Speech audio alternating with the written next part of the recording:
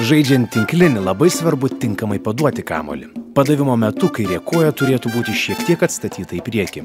Jei esate kairiarankis, atvirkščiai. Kūnas tiesus, kamuolį laikote vienoje rankoje, o kita ranka paruošta padavimui. Gali būti šiek tiek sulenkta per alkūnės sąnarį. Išmesti kamuolį turite vieną ranką, nes išmetus abiejomis, jums bus sunku pataikyti kamuolį, kadangi reikia paruošti dar vieną ranką pamušimui. Kai kurie mėgsta išmesti kamuolį aukštyn abiejomis rankomis ir tik tuomet mušti besileidžiantį kamuolį. Tačiau tada pataikyti yra žymiai sunkiau, nes ranka juda vėluodama ir netaisyklingai.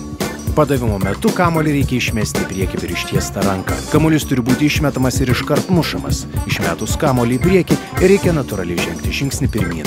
Dar vienas svarbus aspektas – riešo tvirtumas. Kamuolio mušimo metu riešas turi būti įtemptas, negalima jo atlenkti atgal. Užbaigiant padavimą, ranka juda link į priekį išmesto kamuolio, o po padavimo ranka turėtų būti tokioje padėtyje, kad rodytų į tašką, į kurį ir norėjote paduoti. Pakalbėkime apie klaidas. Viena dažniausių – blogas kamuolio išmetimas. Kai kamuolys išmetamas blogai, žaidėjas nesugeba prisitaikyti ir dažniausiai išsibalansuoja. Pernelyg sulenkia rankas, atsiranda netaisyklinga kūno padėtis ir netinkamas rankos judesys. Ši klaida itin būdinga vaikams, todėl jos mokant, tam turi būti skirtas ypatingas dėmesys. Dar kartelį primename, ko reikia vengti. Blogai išmesto kamuolio, pernelyg per alkūnę sulenktų rankų, atlenkto atgal riešo, rankos minkštumo. Ranka turėtų būti įtempta. Kamuolį reikia mušti, o ne stumti. Netaisyklingos kūno padėties. Turite stovėti tiesiai.